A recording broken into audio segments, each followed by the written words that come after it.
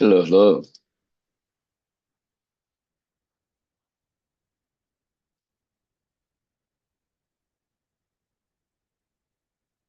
Hello, hello. Everyone, starting in a couple minutes, I guess.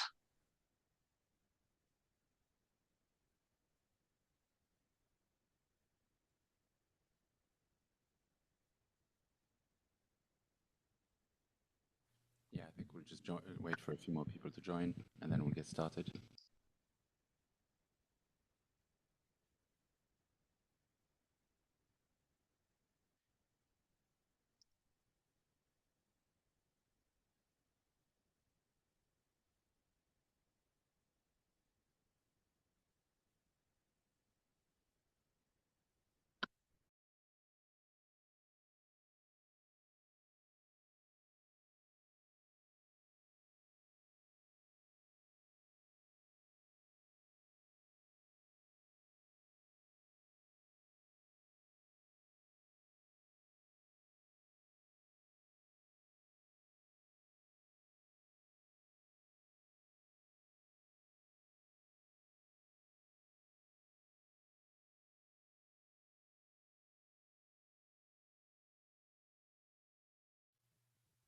Shall we? Do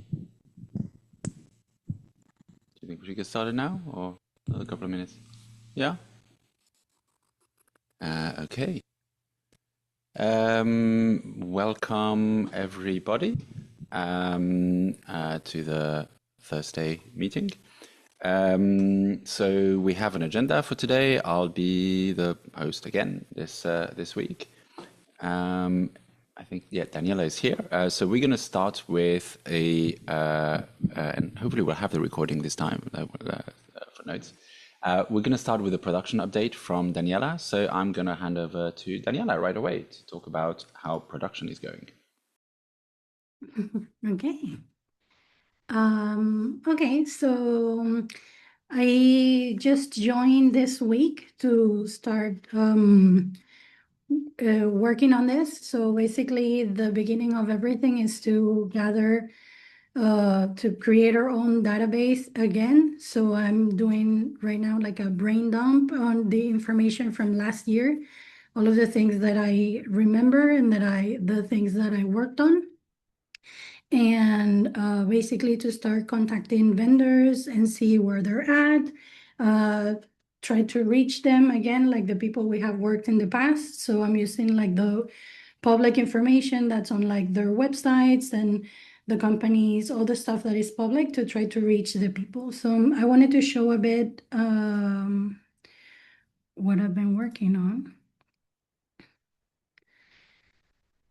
So I've started with the main vendors who are like the most critical for the event to happen.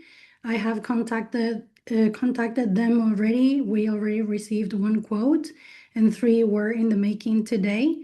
The idea is to continue doing this list and reaching all of the people that we have worked with in the past. Um, so it's a little bit looking like this. The idea is to have the request, like the quotes, and then when we get them, we know how much money we need right now and how much things are going to cost. So this will feed the budget. Um, I'm doing a dump also in the timeline of things. So what we did last year, and starting from there, I can do this my week like this. So it kind of starts looking like a project that has specific tasks that start and finish and when they are done. Also, we have an overview of the stuff that we need for the permit and the compliance side of things. So a basic list of the things that we need to contact and do, and that it's already in progress. So Jorge is going to be doing the permit. He has done so like for the past years. He has a good relationship with the local authorities, the comarca and the ayuntamiento. He's already in contact with them. He's going to reach out to the mayor to start working on the negotiations for now. And yeah, basically, these are all of the tasks that we need to do. these are the things that are needed for inspection. So kind of to have a clear guide of all of the things that we need to do. Right now, I think the most important is this, so we can have like a overview of how much things cost, and then basically to reach out to people and say, hey, we're here, we're up for the making of this event happen again. And yeah, people in general are very excited. For them, it's very transparent, I think. It's just the changing of the organization that produces the event. But the idea that the event stays the same is there. They're happy to work with us. It's a great activity that happens locally for the town and for all of the vendors around there. So yeah, I think the focus right now would be doing that and also gathering like the needs from departments. So how can I stop sharing this? Okay. So right now it's like a brain dumping stage with where I'm organizing all of this stuff. I have a pretty good and clear idea of what's needed and how we can make it happen. And yeah, we are pretty much on track. I was checking the stuff that my notes from last year, and we are on the same timeline. So we were able to do it last year. We definitely can do it this year again. What else? Yeah, we have a lot of learnings as well from last year. So I think this will be very organized. We have many stuff that probably we didn't have in the past that are really compliant with the law. And the fact that we have a clean slate just gives us the opportunity to, start fresh with all of the things that are needed and all of the requirements of the law so we can do our major event. From my perspective, we have like separate things. So we have operations, which is like all of the infrastructure and the things that are needed to make the event happen legally. And, then we have the event itself, which basically depend on the people in the community and everybody who wants to partake in that.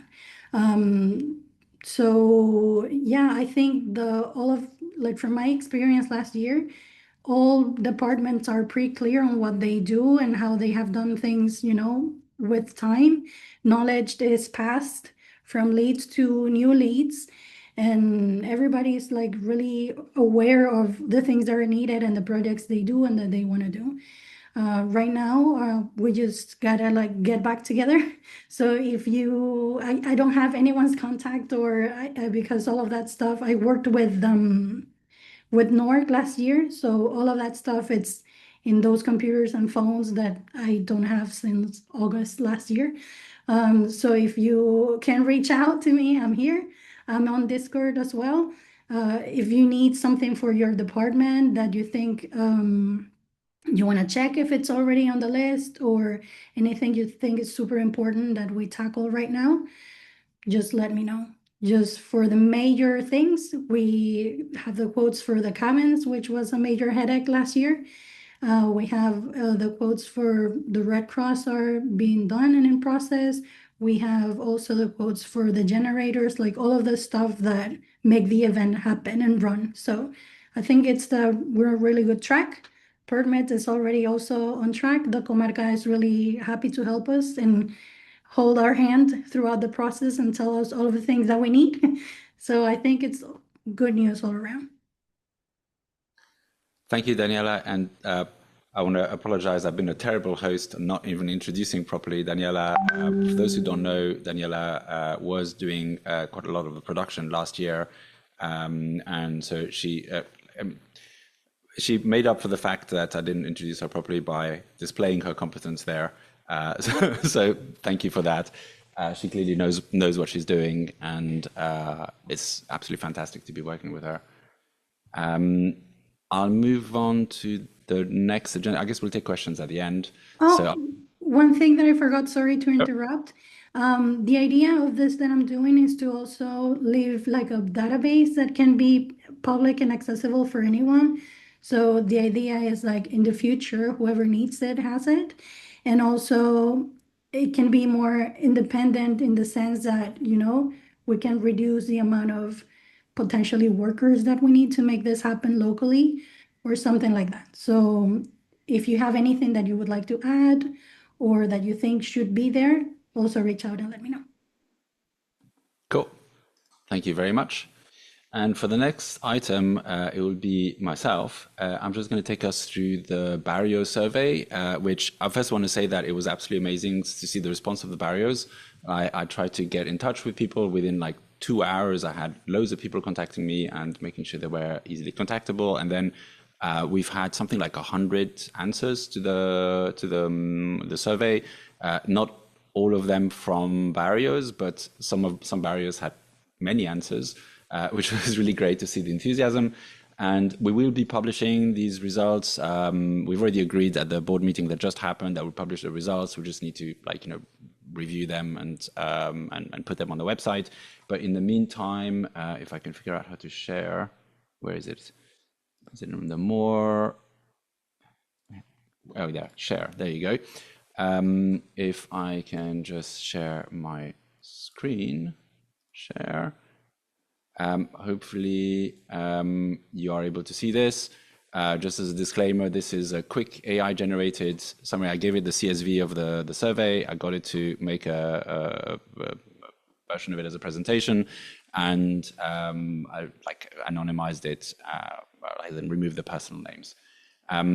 Specifically, we had, so the big picture is, so some barriers we had both yes and don't know. So I've kind of made two charts there, one optimistic. If all the barriers I said yes and don't know turn out to be yes, then that's the amount of people connected to barriers that seem to be optimistic that they'll turn up. If all the yeses, yes plus don't know, turn out to be don't knows, this is the spread, so it's a slightly more pessimistic, but there is there are quite a lot of barriers that are very positive. There are 24 definite yeses, 9 mixed barriers, and 9 don't knows, and 1 no. Like here you can see a chart of the top 16 by size that have said yes. As a kind of funny aside, the Garden of Joy, I believe Marco has already announced that he's going to do one of his 60th birthday parties at nowhere, so he's definitely a hell yes.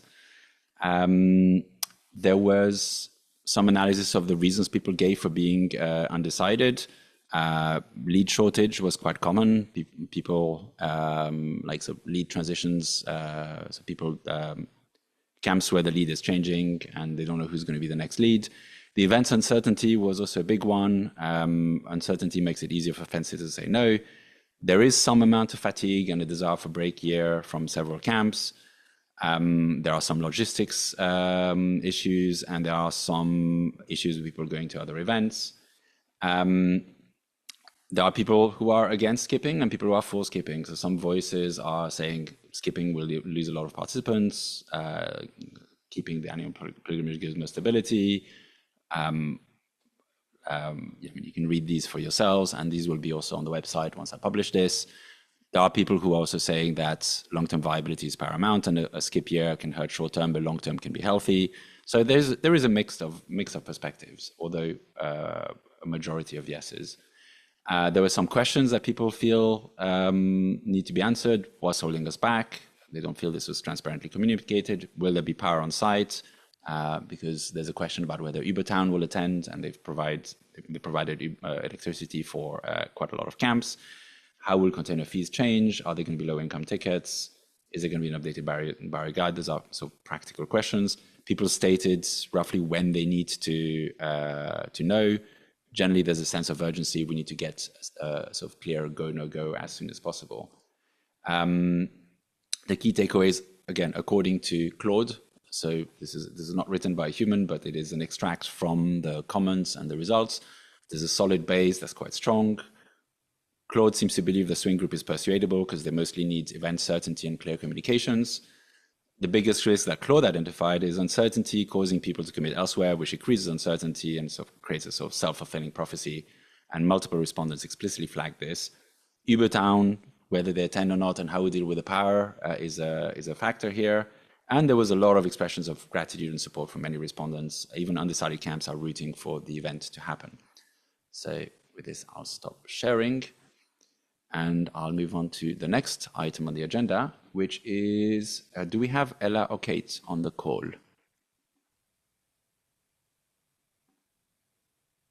I'm not sure we do. There was a kind of question.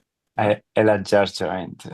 Ella just joined. Okay, so she's maybe let's give Ella a moment to get things together. Maybe we can get a demo of the Humans app from Peter first and then move on to Ella. That might make sense.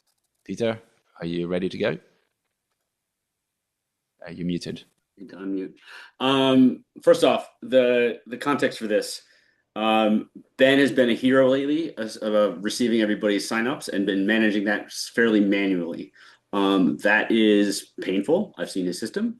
He's doing an amazing job, but managing, roughly hundreds of people going through that is not awesome on something that should be done, not awesome to be doing on a manual perspective. It also has a bunch of challenges and manual steps. Adding people to drives, adding people to shared files, adding people to Google Groups, keeping track of what version of legal documents that people signed off on. These are all kind of like just painful things. So to that end, I decided sort of to have a go at making this app. The gist is, and this is you can all see this, right? Yeah. This is a beta version running on my Nook at home. But the gist is a way to manage your relationship, your human relationship with the association. This has a basic Google sign up. We need to know your Google anyway because we have Google Drive and everything is kind of Google infused at the moment. That could change in the future, but for now, that's the way it is. When you join, you'll get a little bit more introduction because you need to make a profile. Profile needs a name, needs enough that we know that you are a human that is related to our organization. In my case, my profile has this much in it. I put in Amsterdam. You don't have to. That was just, I added it. I put in birthday just to be fun. A minimal burner CV. And you can add contact information as you see fit. Obviously, your login email is required because we need to know who you are. But if you want to add other ways to contact you, that would be great. The first thing it'll force you to go through, though, is a consent cycle. So everybody has to agree to our volunteer policy. This is basic GDPR stuff. I can show you it. It's GDPR. It's Creative Commons for documents, anything you contribute to the organization. It's available in 5 languages. The Spanish one is legal. And when you agree to it, it keeps track in audit-only database of when you did. If we do update this document, which will happen, then everybody will have to acknowledge the new document, the new version. Just FYI. Beyond that, it has team management. I haven't put all the teams in here, but we have a few special teams. Associados are voting members. Board is the board. Volunteers is everybody. Leads is anybody that's been declared a lead for a team.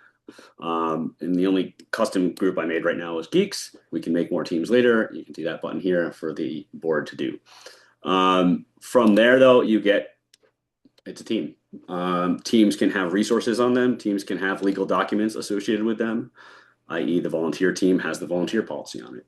So that's how we force volunteers through it. I can imagine that the leads team will have a policy around spending, right? So if we give them people authorization to be able to spend money for the organization, we'll need to have a little bit of a policy for that people agree to. The board is probably also going to have an extra one for PII, so personal identifiable information. We need to be extra careful with things like that. So the reason this app exists, this is one place where that data can go, where it's protected and relatively safe. It's not spread across 50 different Google Docs on 10 different drives and people's personal folders. Beyond that, it has a bunch of admin functions to manage the things behind the scenes. And it has the apply to be an associado button. It's currently disabled because we don't have the legal things ready for that. But that is where we'll go to get the voting members when that is ready. That is the gist. If people do want to look at it, it is available at humans.n.burn.camp. Does anybody have questions while I'm showing it? I know I talk fast. So to be clear, because people might have missed that, this will automatically manage the Google Drive permissions, right? Yes. Yeah. So the intention here is you come in, you sign up, you say who you are. We need to know that you're not a random person from Bulgaria. I mean, no, we might like random people from Bulgaria, but you know what I mean. And then we approve you as a volunteer, and then you have access to the system. The volunteer itself will likely automatically give you access to the volunteer drive, which is basically the association drive. And if we have any other specific requests for if we need privacy for like the consent team or things like this, then those teams will have resources associated specifically with them that this app will manage, both adding people to the resource and removing people from the resource when they are no longer a part of that team at some point down the road. Yeah, that's the gist on that. Does that make sense? Ben wanted me to note as well, we talked about having auto importing the data that he has received from people so far. And think my thought on that was it'd be a little bit weird for us to be filling in your data in a way that could be public to other people in the system. Like you can actually say in your profile, I want to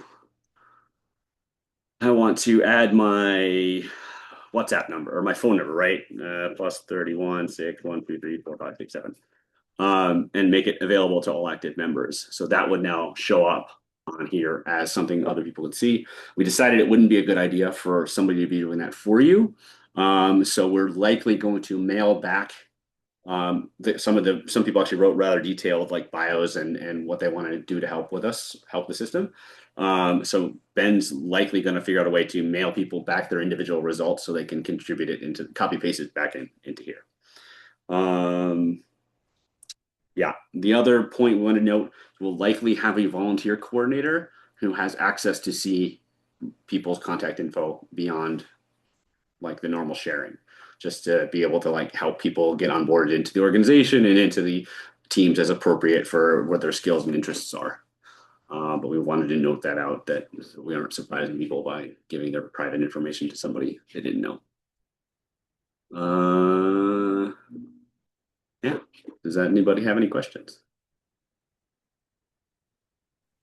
I have a tiny suggestion, just Sure. as from previous things, as well as having their contact info, if it's going to be used by volunteer coordination, emergency contact info is really, really useful because when you need it, you fucking need it quick.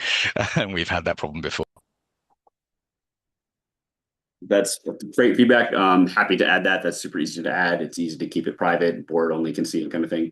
And yes, the other part of the reason behind this is to have a place to put those things that we consider safe, and it isn't just a Google sheet on a drive, because those can cause incidents. And like I think we basically trust people, but sometimes people make mistakes, and even like BCCing or even CCing a whole list of people on an email can cost the organization thousands of euros in fines. So that's really a lot of why this is trying to be like a little bit safe about that. I hope it's easy enough to use. If people have challenges, let me know. I'm happy. Hope the goal right now is to have this probably out on Sunday. It'll be humans.nobodies.team. It's absolutely fucking amazing. Like, it's great. It's been a couple long nights on the side of other things I've been working on, but yeah, thank you. It's really fantastic. I think Kate has joined. So maybe Kate and Ella, or just Kate, can talk about the go, no go process that they're designing next. Assuming they're, yeah. Hi, everyone. Cool. So earlier this week, basically, a group formed called the Governance Working Group, and it currently is members are myself and Ella Teller, who is also here, I think.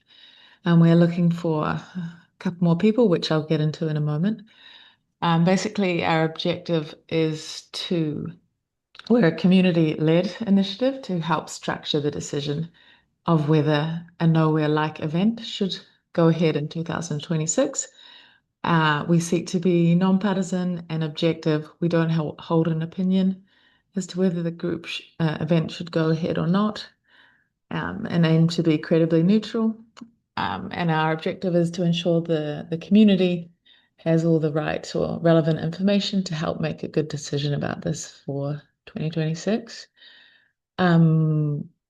Yeah, we've got a bit of expertise. We've looked at the statutes. We've understood what kind of decision type this should be.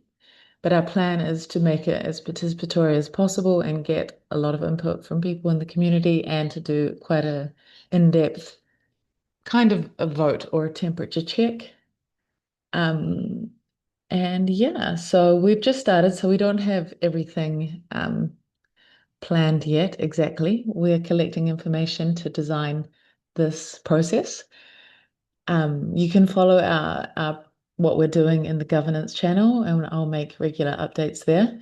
But we do need to move pretty fast, obviously, because it would be great to have like a very clear yes or no pretty quickly. So we're being supported by Bambi, who's the co-lead from Bread and Tomato in a project management capacity, and we definitely need like maybe a fourth and maybe a fifth member. Would be great to have someone with a lot of extensive expertise in process design and governance, decentralized governance. So if you know someone, please let me know. And we've got a whole bunch of like draft non-negotiables, like what do we absolutely need to have sorted for this event to go ahead, to be safe, and to not incur a huge financial loss. So yeah, that's where we're at currently. Yeah. So any comments or questions on that?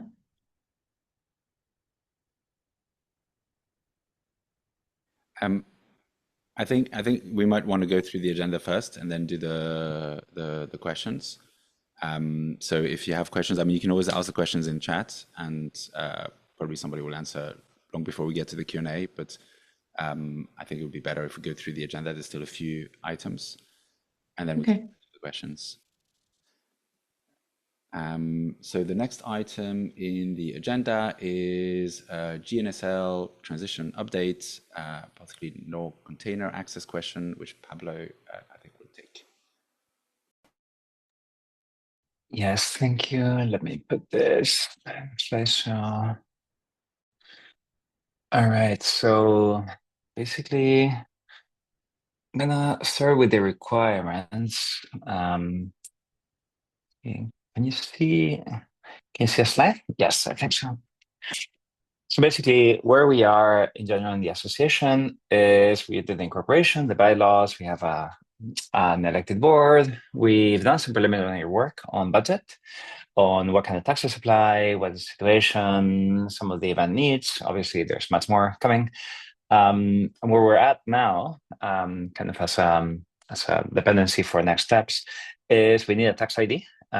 Because it's so recent, it was just mailed. So that tax ID is now traveling to our lawyer's office. Once they have it, with that, we will be able to open the bank accounts. It's the only document that we're missing to open the bank accounts. So yeah, hopefully we're having to have this ready by next week. Once we have that, we'll have basically the ability to start managing money, which will enable things like selling tickets, paying vendors, receiving donations, and other things, other fun things that we'll be able to do in the future. So hopefully we have an update in a few days about this. Regarding the transition with Going Nowhere. So as a reminder, Going Nowhere currently holds some assets that would be valuable for an event that we could organize from the association. Some of those are about 15 containers that contain different materials and things useful for an event. They hold ownership of trademarks for Going Nowhere, Nowhere Festival, and I think there was one more, I think it was Nowhere Event, which we cannot use as we don't own it, but we could acquire. They have intellectual property for things like mailing lists, to reach people, consent lists, internal documents with useful procedures to run an event. So the association is evaluating an acquisition for assets, although that has its own legal dependencies. So Going Nowhere SL has been getting legal advice regarding what are the implications of the audit, privacy regulations, and how this impact a potential transfer. So basically, the assets are with them. There's an interest to acquire them. And we have already had a few meetings together to learn things like what would it take to organize a successful event, what are some kind of minimum quality requirements that we would want to uphold, um, learnings from what audits might require, what financial requirements are there. So we're currently meeting at least every Monday. There's been a few more meetings than that in the last weeks, and updates are being shared. So at the moment, we don't have anything major to announce today, but we'll be posting those in transparency notes, in Discord, on the website. So more information on that is coming.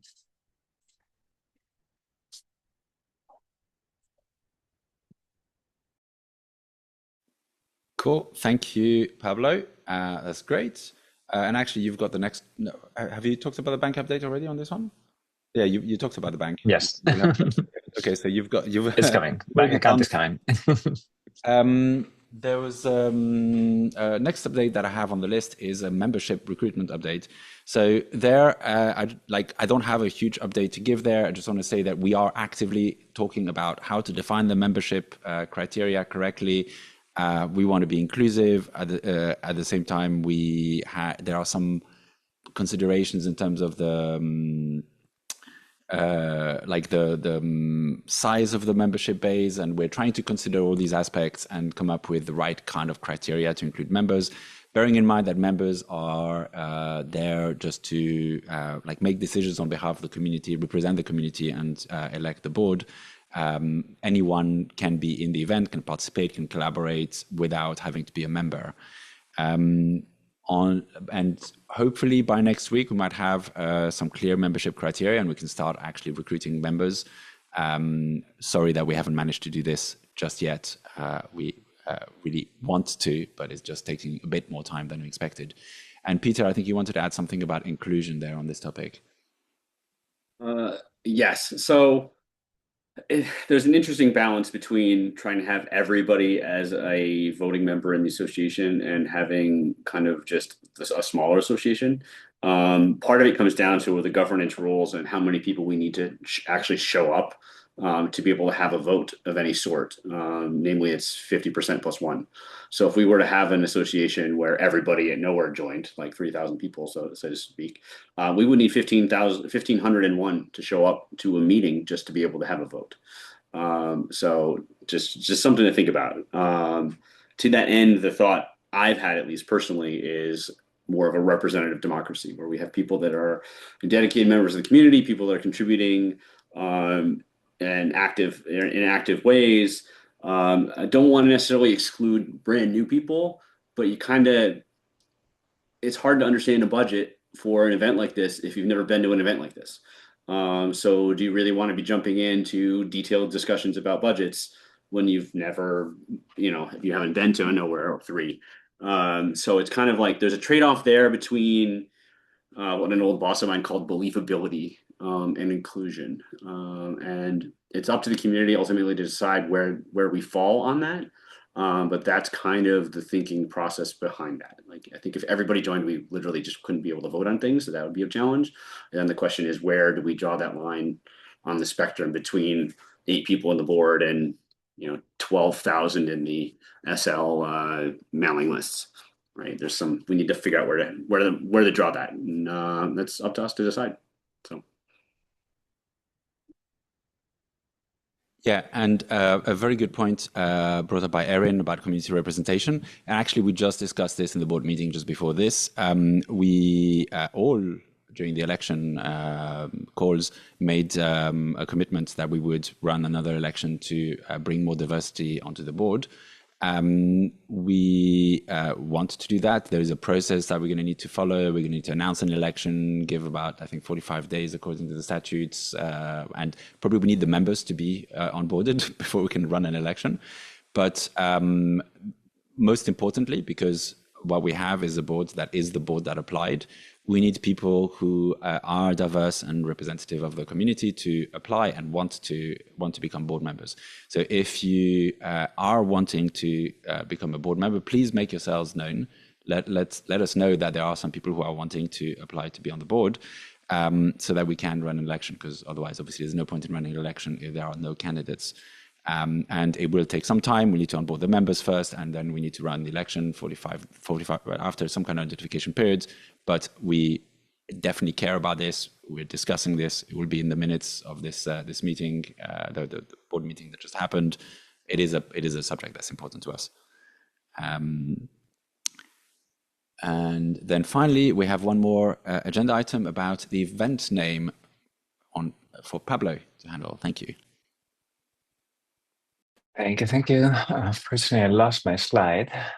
So I'm just going to talk about it. Basically, we don't have an event name that we own. There are two ways to go about this. One is that as an association, we buy the rights to the event Going Nowhere or Nowhere Festival from Going Nowhere itself. That's not something that's in our hands completely. So we want to have an alternative in case we want to start selling tickets. Any ticket that we sell would go with an event name. And since we couldn't come up with any good ones, we would like to make this kind of community decision. So there's going to be a form that we're going to be sending. You can send some suggestions for what you think this year's event could be called. We're going to be accumulating those answers, and a decision process will be made. We haven't decided yet how to do that, but it would be a good way to use any kind of democratic mechanism that we have. I already see that MacFestival Face made it to the list.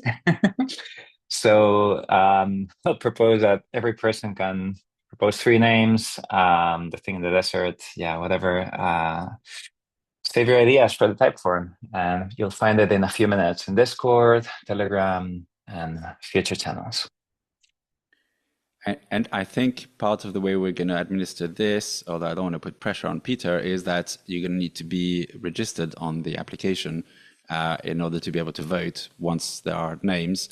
So, this is your call to action, that on Sunday when Peter publishes the app for more broader sign up, make sure you sign up so you can organize MacFestival Face next year or this year.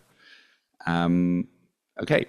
That's it for the agenda. So now open for questions. Now, there were some questions, but I might have to scroll back up through a lot of names like Bread and Tomato Burn to find them.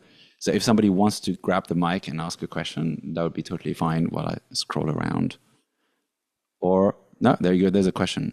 What would GNSL do with the containers if the association doesn't get to them? Just storing them for a year and moving them out of Serenena probably costs about what they are worth. I don't think that's a question that we can answer, I don't think the NCA can answer this question that you might want to direct to GNSL. So if somebody else wants to grab the mic while I scroll up, go for it.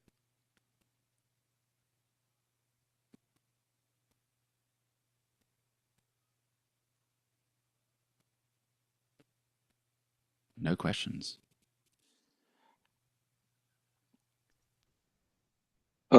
There's a question in the chat right now. Is there a reason it can't be Nowhere, the name? I understand it can be Nowhere Festival, Nowhere Event, or something else Nowhere related.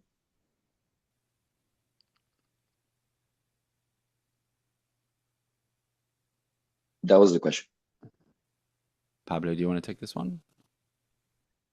Well, technically, the trademarks are for Going Nowhere, for Nowhere Festival, and I think Nowhere Event. I think just out of cleanliness, if we don't have those, we would want to have a different name that has complete clarity. But that is something which, if you feel strongly, you can suggest. It's not what anybody has proposed yet. I think the general feeling is that either we acquire the rights for Nowhere or we use a different name.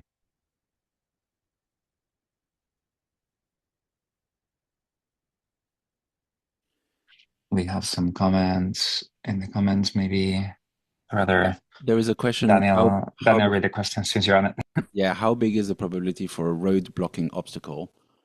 I mean, this is a very difficult one to answer. I think it's kind of how long is a piece of string. We are doing our best to remove all the road blocking obstacles from our perspective. I don't know if you want to add something to that. Anybody else from the team? Peter, Pablo, Daniela?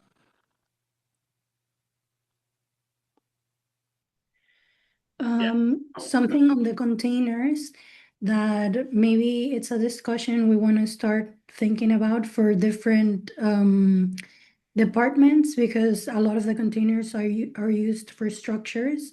So maybe this, I don't know, brainstorming options of what happens if we don't have them. What are the things that would be needed, and how would those structures look, for example, this year? Like, could there be done with other stuff? Cabins, or I don't know, just a thought. I mean, I was going to put this in the Zoom, not Zoom, in the Discord, because I saw that one of the discussions about why ticket prices have kept increasing, and one of the things that has been horrific, if you look at the price of sawmilled lumber in Spain before COVID and after COVID. So that would be a problem for every org structure, because it would need wood, which is inside the containers.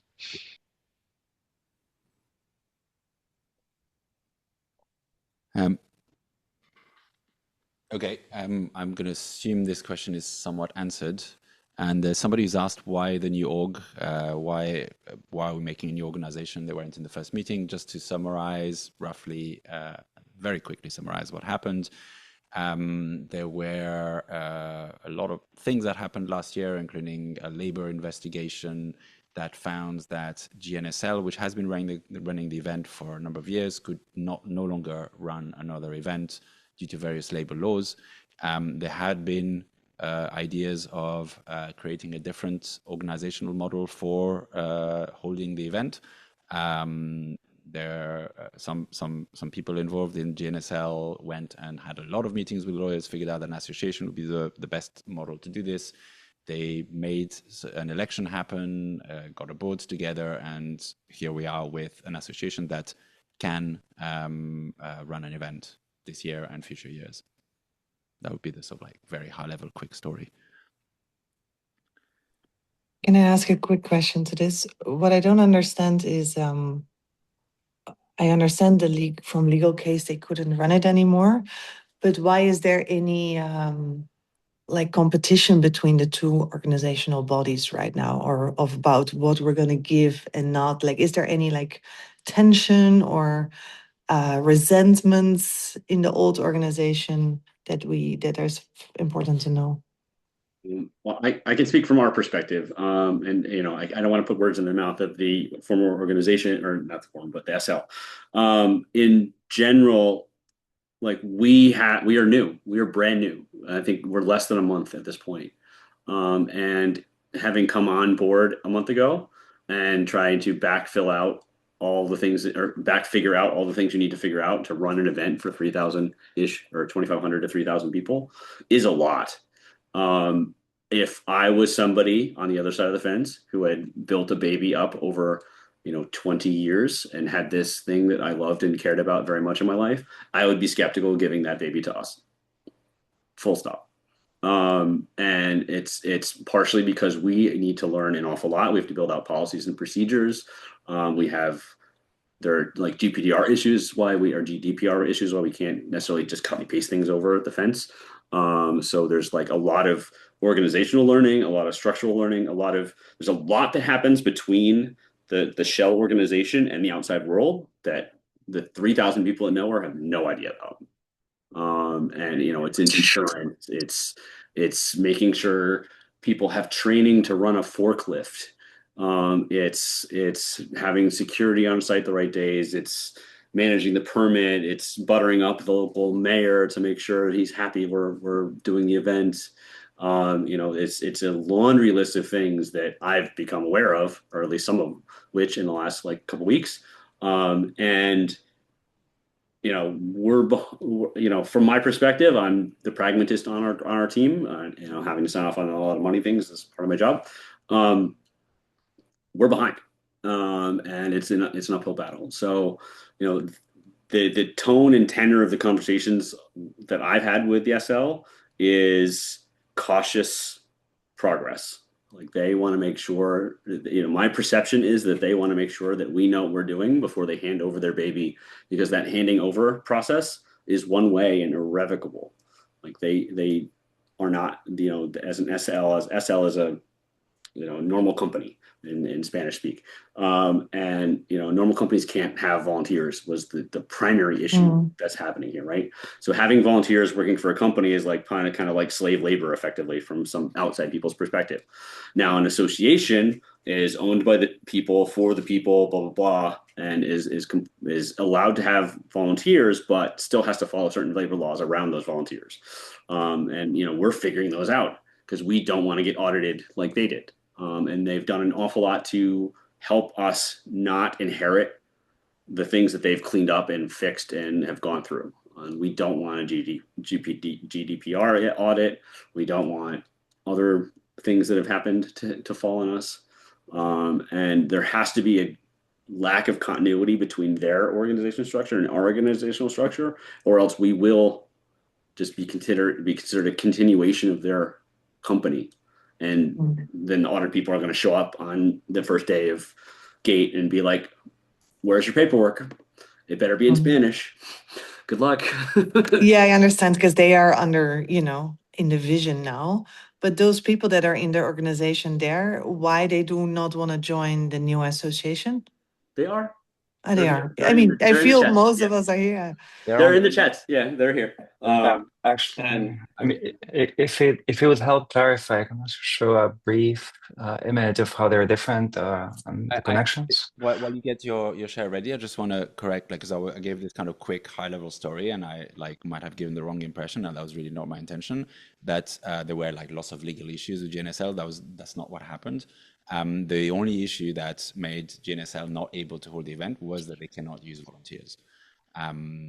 So they passed all the audits, which actually does kind of bode well if we do end up with an audit on our doorstep, as long as we also do our due diligence in a similar way, that everything else can pass the audit. It was just the volunteer issues.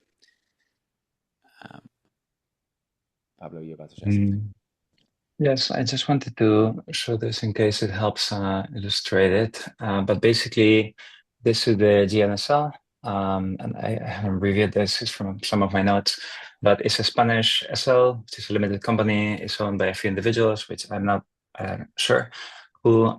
There's a few directors which have been flowing, and I also don't have the exact notes, but those include people who have voted for the association and are in the process of becoming members. It's still active. It has the trademarks, domains, containers, tools, attendee data. The liabilities it had is the issue with volunteers. And again, sorry, this is not something I was going to present, but there's some GDPR restrictions that we need to attend for, audits that we can learn from. And that relates to the association, which is not technically a nonprofit, although it has some similarities. So I'm going to put that in quotes, although I could even delete it because it's its own form. It had about 70 founding members. Directors are 8. It's incorporated. And we don't have assets yet, but once we have the bank account, that will be a possibility. And also we don't have liabilities. So there are overlaps as community members, but they're quite distinct from a legal perspective. And there's also kind of a connection in the sense that a lot of people who have been part of Going Nowhere are members.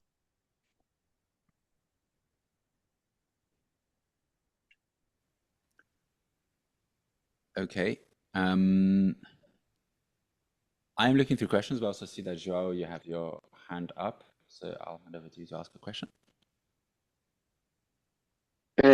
More than asking a question, I just wanted to, say a few things because, I'm not part of the board of the organization. I signed up as a member, and I'm in the process of being approved.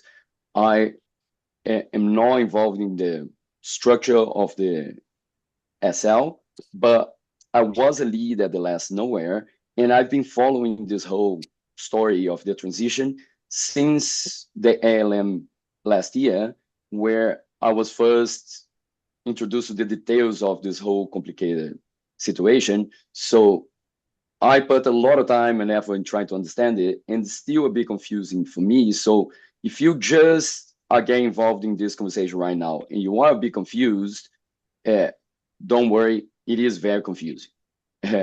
And this has been some developments. Well, apparently every week a law has been happening particularly for the last few weeks since the organization has actually been established, members have started being onboarded, but meanwhile the SL still exists, and I understand that the board members of the organization are trying to be very careful in the way that they communicate information, and for a reason that I don't fully understand, the members of the SL that are here at the call, they are being a bit selective about the questions they are answering or not. I explicitly asked on the chat if they would be willing to answer community questions. They did not reply to that. I understand that Ari and Paloma are directors of the SL that are signing up for the organization. They are here in the call. So they have the information regarding the SL. Whether they want or are willing to answer these questions or under what conditions, this is a question for them. As a lead of the last Nowhere, I am on the mailing list of the leads, and there has been two important developments this last week. Is that one of the directors resigned, Jorge, and with a long email about the reasons why he resigned, and then Erin, one of the other directors, replied with a lot of other information, and she said that she would be willing to to set up a Zoom call to address these issues. So, well, she just replied, this is a meeting for the NCA, not the SL. That's why we aren't offering any comments on this. So, but she did, on her words, offer to set up a Zoom call to address these issues, which I was waiting for this call to see how it unfolded. I'm going to answer that email as a lead of Nowhere last year and propose that this call then happens, because there is a lot of confusion, there is a lot of uncertainty, and there is a lot of conversation that I understand are happening between the SL and the new association that for a lot of different reasons cannot be shared openly. But I understand that some other informations can be shared. So I think that while the association is trying to be very open, I think part of the community is feeling that there's some information from the SL that we could learn that somehow we haven't. So maybe we should try to set up this call. I can jump here for a minute, yeah. Zhao. Just well, that was it. Yeah, no, but being just a little context for anybody that's ever been on the other end of a fire hose, like opening up the budgets last week, I've gotten a lot of messages this week. It's a lot. And the energy here, I wouldn't want to jump up in front of this crowd if without being prepared. And I think that's probably the way we should be looking at that directors from the SL. That the community is a lot to put yourself in front of with it's just a lot of energy, so it's hard to be on the other end of. And I can understand, and I'm cautious of what I say here a little bit. It's not necessarily not wanting things to be public, but it's just like if I say like, oh, we're going to have purple toilets this year, somebody's going to get pissed off about it and say it, and then that's just a lot to deal with when it's the community of people. I'm not blaming anyone for wanting or not wanting or wanting to do things the way they want to do. It's just that, like from Juliet's questions, how is the relationship? How can we get this information? And then just to clarify, the two of the directors of the SL are in this call. So it's up to them if they would want to then speak up. I understand they don't want for reasons probably like the ones you're mentioning, but we should probably try to have this conversation as well. And then maybe try to help in this transition process, at least with more understanding and spreading responsibilities and information. Yeah, fair enough. Thank you, Joao. I see Via Plana has her hand raised for some time now. Yeah, I have a different question. So if this topic is finished, I can put my question. Okay, so I just start and we can come back to this later or just interrupt me. That's totally fine. So first of all, I really have to say thank you. Like, it's just amazing how fast things are going on and how professional and all these law things. And it's really like, I'm so grateful. And the question is for Katie, how will this process of the decision if Noah will happen and not, what you are taking care of for us also, and collecting all the information and opinions and ideas, how can we be involved in this? Kate, are you still here? Yeah. Sorry. Yeah, thank you. So basically the approach is to really be very clear on the statutes on how we should make this decision, and then to make that as participatory as possible. So it's right now currently looks like talking with a lot of people and assessing the documents to see what are the non-negotiables. Like, we've heard a lot about the access to the containers and what's inside them. We've heard a lot about ticket sales, how much is going to put us or take us out of the red or make this event financially viable. There's other things like bank accounts, permits, insurance, power solution. But so it's really important that the community knows about these things as much as is reasonable, because obviously there is a lot of information and we can't expect everyone to hold all this huge amount of context. So it's about like really separating out the non-negotiables. If they're not met, the event is not safe and we shouldn't do it. So as opposed to the really important to have, but can happen over a period of time, like toilets, Red Cross, security, all those things. And we also need to have like a timeline of like, if this is not done by X date, then it affects, it flows on to all other items. So yeah, currently we're making that list and we're getting lots of input from different people. Then we will design a way to try to get this information to people. We'll design the actual governance process, which may look like sense making or like a citizens assembly. I don't know if you're familiar with that kind of like process where people come together and they really discuss and sense make around items. And then from there, like a vote that may involve camp barrier leads and meta leads as representative of everyone else, but also we may seek to get as much input in that vote as possible. And that might be like, are you not like yes or no, are you coming or not coming, but more like in depth. With this information, are you prepared? Are you committing to XYZ type thing? So that we're also under a lot of time pressure because this decision needs to be made really quickly, as we've heard in the chat. Like, some people need to know now or very soon about taking leave, that kind of thing. So trying to put some time frames on that is difficult. We only started on like Monday of this week, so yeah, that's what's in play currently. I don't have like the whole process designed. But yeah, that's where we're at. Does that help? And I kind of want to thank Kate because you're still in New Zealand, right? Sydney right now, and it's Sorry. just gone 7 a.m. She woke up at 6 a.m. to come to this meeting. Real hero there.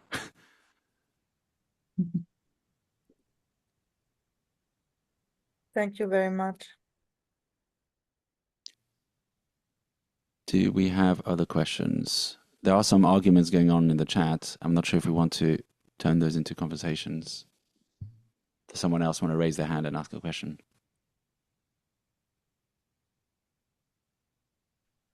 I've got a boring question. Go for it. So I was, a lead for the old organization, and I hope I can continue doing stuff and helping with this one. I discovered Ben's messages to me in Discord yesterday. Didn't know there was a DM function. I'm learning new things. But yeah, how is for if you are going to have something happen this year, how is lead recruitment, retention, transfer, getting new people in going? Because I saw in the Discord some of the chats, the sort of area chats have been very busy, and some of them have been very quiet.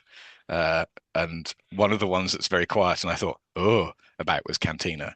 I don't know if the leads have handed over. I don't know if they've kept coming with the new thing, but that's the thing that is easy to overlook, but people need food.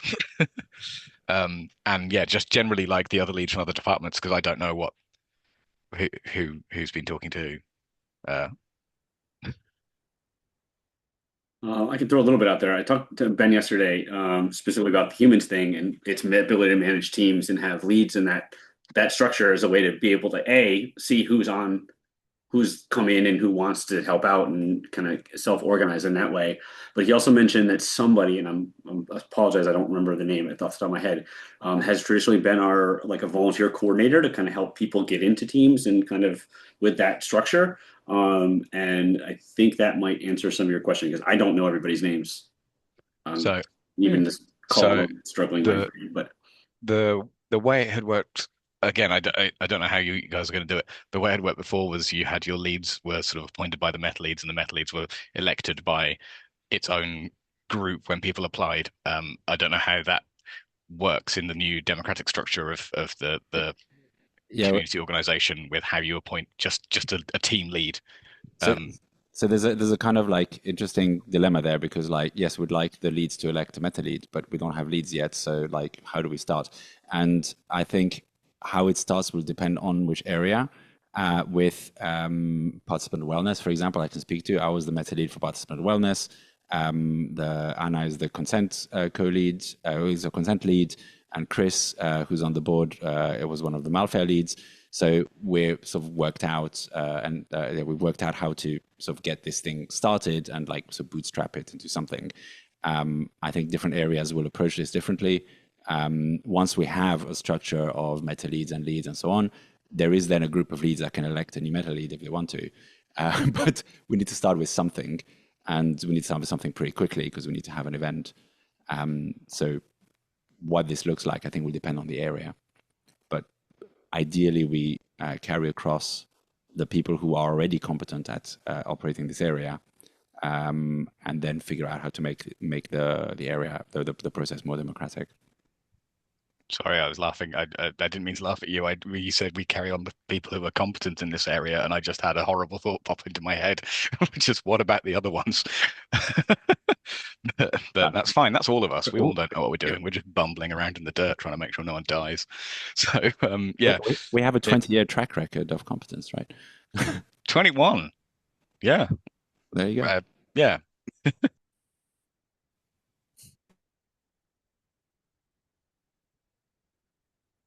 Just looking at the questions again. Yes, there is a DM function on Discord. I'm really glad I'm not the only person who didn't know that existed. That's very comforting to me. It is a bit weird because the DM is kind of separate from the specific Discords. So you have friends and you can have them in many Discords, but it is. Yes, thank you for being my Discord customer support. You're welcome. Does anybody else have any other questions? If nobody has questions, we could finish the meeting earlier and not have to take an hour and a half. So that is totally, possible. But maybe somebody has a question. If so, please repost it because I'm not going to find it, or raise your hand. I saw. I'm not asking the question, but there's a discussion about the event being smaller, which I saw lots of discussion of in the Discord one. I think it was the general channel or something. But I don't know what the solution is, because that's been suggested before and has always been a economic nightmare. My current understanding, and Peter can speak some more to this, but my current understanding is with the way that services and so on are structured, we have certain minimum costs. Maybe we can find ways to improve those. In fact, we've found ways to improve already. We can get a 10% VAT rate instead of a 21% VAT rate or whatever it was before. So there's ways that we can reduce the cost overhead of the event, and we will find more over coming years. When we switch to a new site next year, that's also going to change the cost structure. And there is a strong desire in the community and in the board that represents the community to reduce the price and reduce the overhead, which would make the event more flexible and so on. But we can't do everything at the same time. So right now we're trying to sort of like follow what works. The competent people who have done it before know works.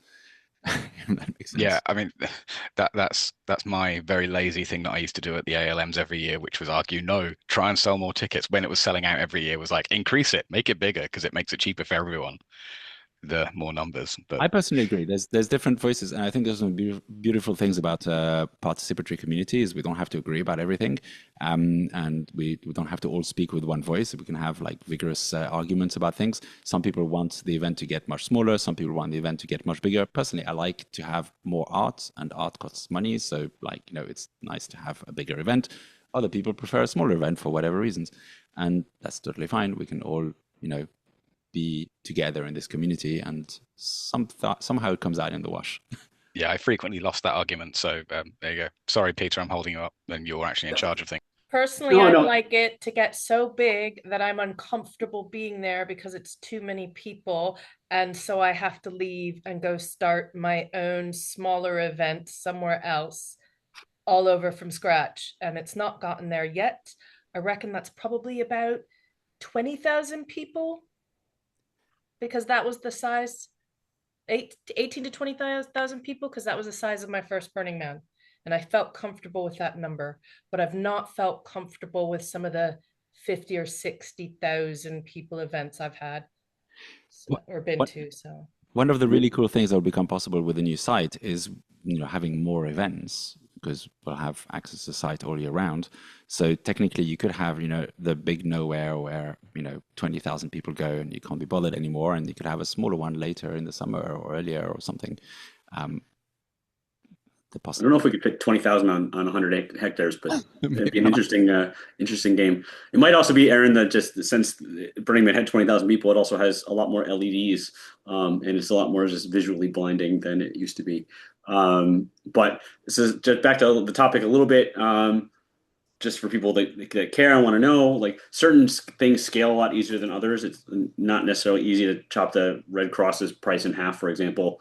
But I do have questions because I'm making a lot of assumptions by effectively copy pasting last year's expenses into this year's budget as to where some of the department monies go. And I don't know necessarily, this is part of building out the teams and figuring out what the leads are.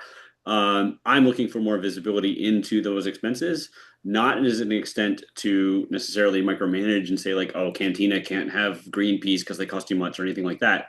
But there is kind of from a financial perspective, there's a concept of CapEx and OpEx. OpEx is your operating expenses, things that are every year, you kind of really can't really shrink. Where CapEx is capital expenditures. That's like upgrades, like we're going to get a new tent, or we're going to get a new kitchen, or whatever. And just from a financial perspective, it helps to understand that and be a little bit more methodical about where we're signing up to operating expenses, because those are like basically driven straight to the ticket price and we can't get rid of them.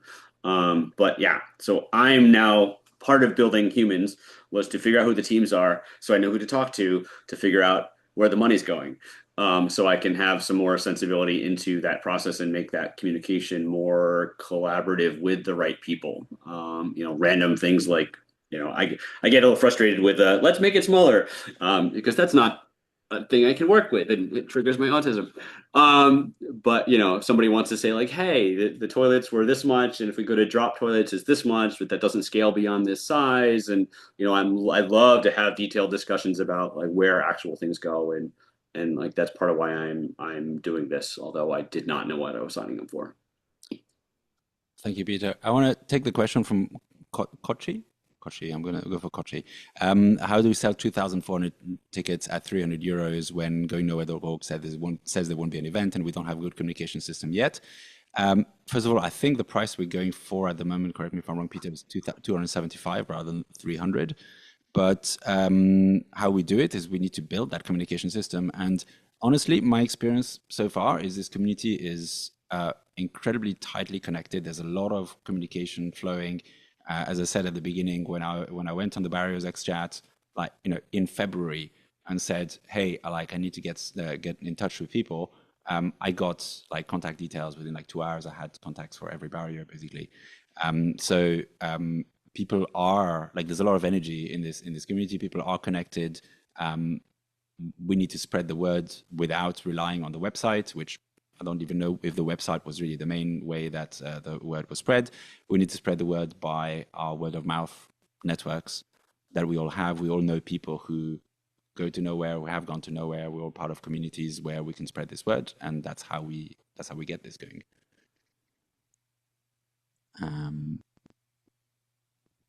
There's a question about what do you feel that's been answered, Anna?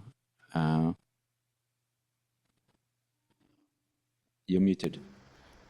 Yeah, I don't get why the new name. If it's always been called Nowhere, it's a community created event that's organically been made by people who've created this since 21 years, and it's gone through different kind of organizations, which are essentially like ways of liaising with local authorities, making sure everything's legal, which is a Berne principle.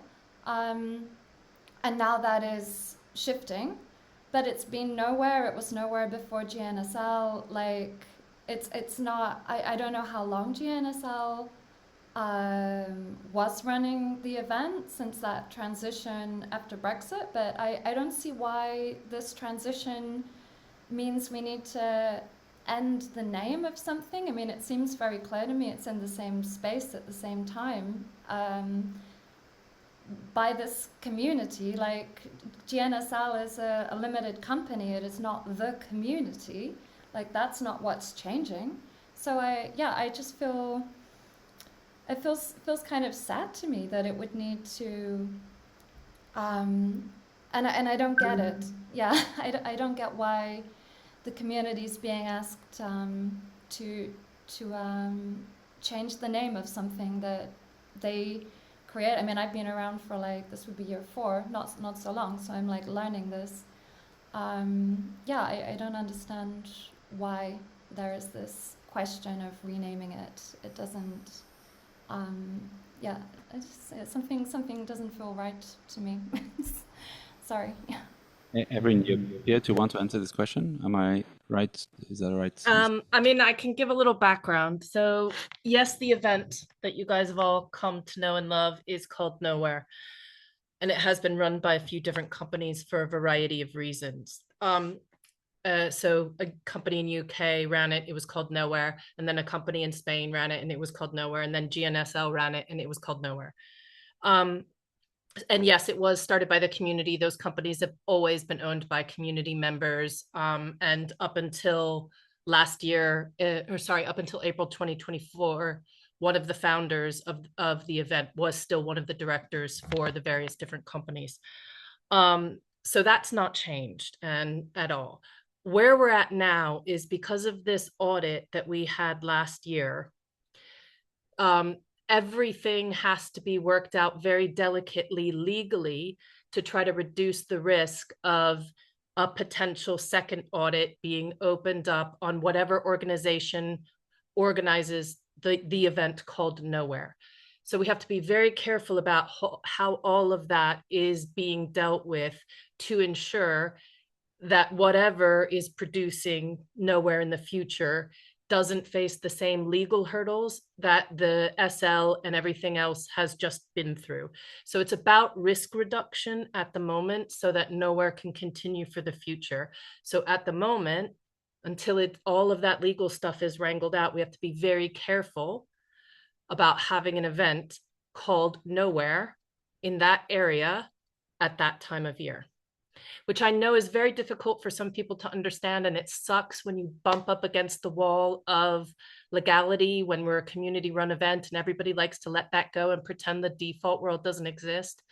But the reality of the event is that the underpinning and the foundation is all the legal stuff. So basically what is left for the SL to do is to try to make sure that there's a buffer as much as possible before that name Nowhere is handed over to be used again. So it doesn't mean that Nowhere is going to change. It just means that possibly for a little bit, it might not be called that or something. That's all. But the community's still there. I don't know if that helps or not, or confuses things more, but that's kind of the TLDR version, I think. Yeah, I'm still lost in this one, to be honest. Okay. I hear your answer. It seems very clear. It's like it's the same dates, the same place, the same people. Yeah, I understand from a legal perspective that the event has been run by a company, but the event from like a Bern perspective is run by the community. So I don't know. I don't get personally exactly how the name, but if it's a temporary thing that needs to. I mean, hopefully it's a temporary thing. I mean, Yeah. I hope mean, I haven't put in it seems I very haven't put in this much traceable, time right? for it not to be. It seems very traceable, like this event to the previous. So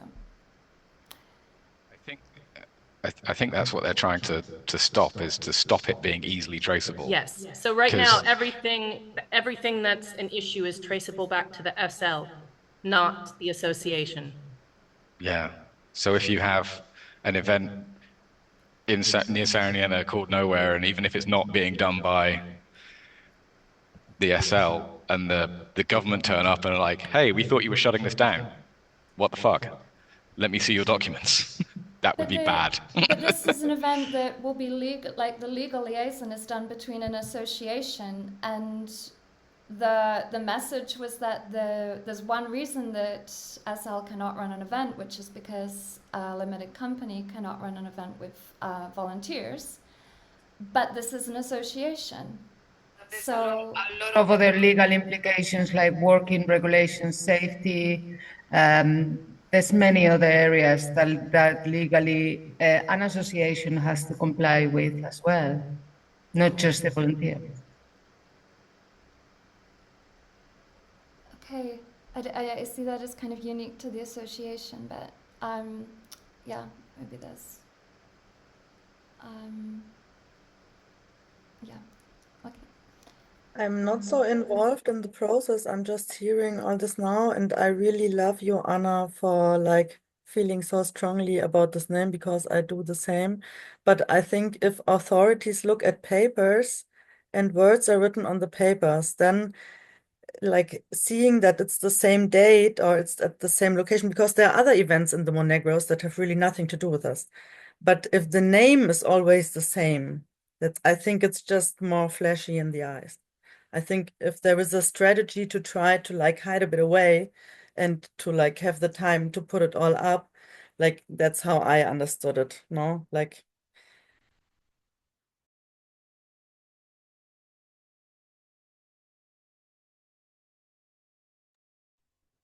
Ants is right in the comments.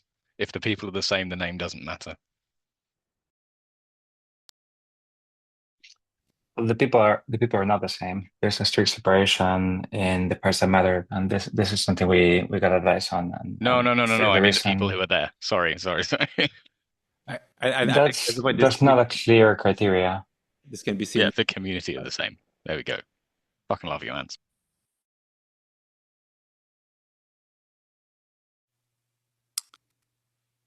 The elites. Anyone is welcome to join the elites. It's loads of fun having all those board meetings. Like please apply. It's not pronounced elites, it's pronounced elites. Join the elite. No, like the LEDs, elites.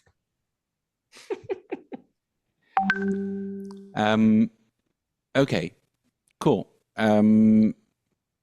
Is there any other burning question? There was a thing from Don there. That didn't look like a question. Does anybody have a final question before we call it a day?